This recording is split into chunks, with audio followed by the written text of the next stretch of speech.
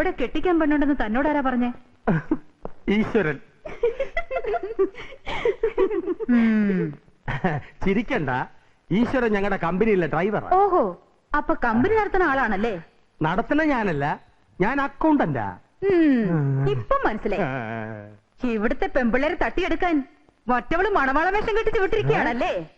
മറ്റവളോ? അയ്യോ പാവം. കേശവ, ഭാർഗവ,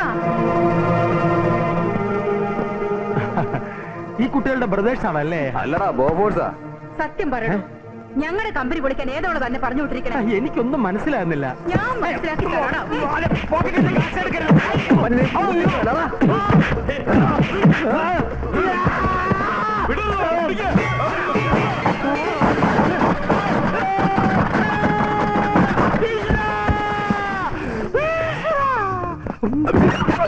സ്ഥലം മാറിപ്പോയി.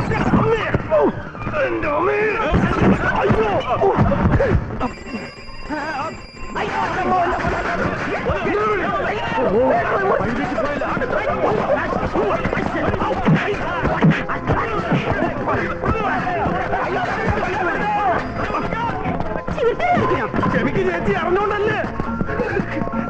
ഓടിക്കോ, അവന്മാര് പുറകെ ഉണ്ട്. നിന്റെ പുറകെ കയറിക്കോ. പിടിച്ചിരുന്നു, അല്ലെങ്കിൽ തെറിച്ചു കൂട്ടോ. അവന്മാർ വണ്ടി എടുത്തു പോയി. നീ വണ്ടി എടുക്ക്. വണ്ടി കള്ളന്മാരെ നീയൊക്കെ വണ്ടി എടുക്കോ. അയാളെ മെത്തടിക്കും. എന്താണ് ബൈക്ക് നിർത്തി കളഞ്ഞ? വണ്ടിയിൽ പെട്രോൾ തീർന്നു പോയി. ഇനിയിപ്പോ എന്ത് ചെയ്യും? നമുക്ക് മതിൽ കാണാം. അവിടെ കിടക്കും.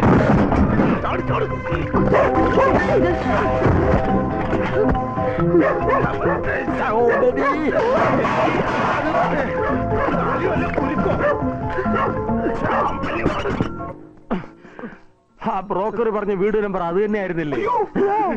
നമ്പർ അത് തന്നെ, പക്ഷെ പെണ്ണ് കാണേണ്ട ആള് മാത്രം അകത്ത് ചെന്നാ മതി എന്ന് പറഞ്ഞപ്പോ എനിക്കൊരു ചെറിയൊരു ഡൗട്ട് അടിച്ചതാ. എന്തായാലും തഞ്ഞമ്പേട്ടന്റെ ചാരിത്രം നഷ്ടപ്പെടാതെ രക്ഷപ്പെട്ടല്ലോ.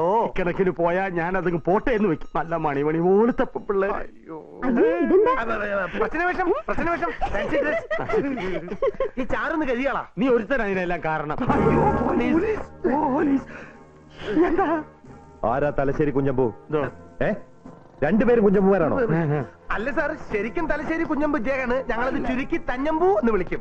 എന്താ ഈ മുഖത്തൊക്കെ? പ്രകൃതി ചികിത്സയാ, ചാരം തേച്ച് വിട്ടിരിക്കുക. കല്യാണം കഴിക്കാൻ ഒരു പെണ്ണിനെ. സാറേ, ഒരബദ്ധം പറ്റി പോയതാ. സത്യമായിട്ട് ഞങ്ങൾ അത്രക്കാരല്ല, പ്രത്യേകിച്ച് ഞാൻ.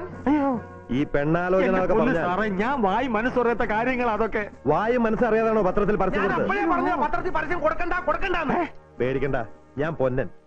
ഈ പരസ്യം കണ്ട് എന്റെ പെങ്ങൾക്ക് വേണ്ടി ആലോചിക്കാൻ വന്നത്. ഞാൻ അപ്പോഴേ പറഞ്ഞല്ലോ പത്രത്തിൽ പരസ്യം കൊടുക്കാൻ. അപ്പൊ തഞ്ചുമേട്ടന് ആണ് കാണാൻ വന്നാണല്ലേ? എന്റെ പൊന്ന് സാറേ, ഇത് എങ്ങനെയെങ്കിലും ഒന്ന് നടത്തി കൊടുക്കണം. ഒരു 100 പെണ്ണെങ്കിലും കണ്ടുണ്ടാവും. അത് നടക്കുന്നു വരുമ്പോഴേക്ക് ഏതെങ്കിലും പാര വരും, അതൊഴിയും. ഇപ്പൊ തന്നെ. ഇയാളാരാ? ഞങ്ങളുടെ കമ്പനിയിലെ ഡ്രൈവറാ. ഈശ്വരൻ. വിദ്യാഭ്യാസം ഇല്ല. Excuse me, please come on. ഈശ്വരനോട് കളിക്കണ്ടോ? എന്താ ഡ്രൈവർ എന്ന് പറഞ്ഞപ്പോ ഒരു പൊജ്ഞം. അതിനെന്താടാ? 45-ാം വയസ്സിൽ ആറ്റുനോറ്റ് വന്നൊരു കല്യാണക്കാരിയാ. ഇപ്പൊ കലക്ക് ഞാൻ. എന്താ പ്രശ്നം?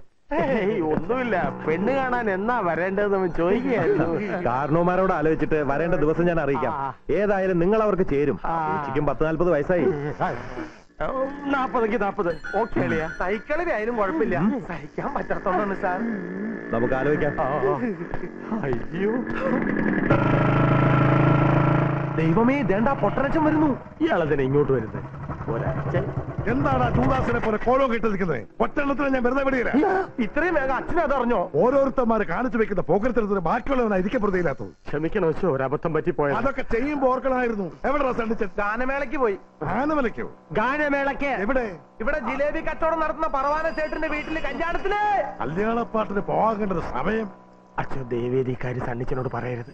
പറഞ്ഞത് അച്ഛൻ കേട്ടില്ല. ദേവേദ് സണ്ണിച്ചനോട് ഇക്കാര്യം പറയരുത്. പറയാതിരുന്നിട്ട് എന്താ കാര്യം? അവന്മാരിപ്പൊ ഇങ്ങോട്ട് എത്തി. കൈ കിട്ടിയ ഒറ്റ എണ്ണത്തിന്റെ പൊടി കാണത്തില്ല.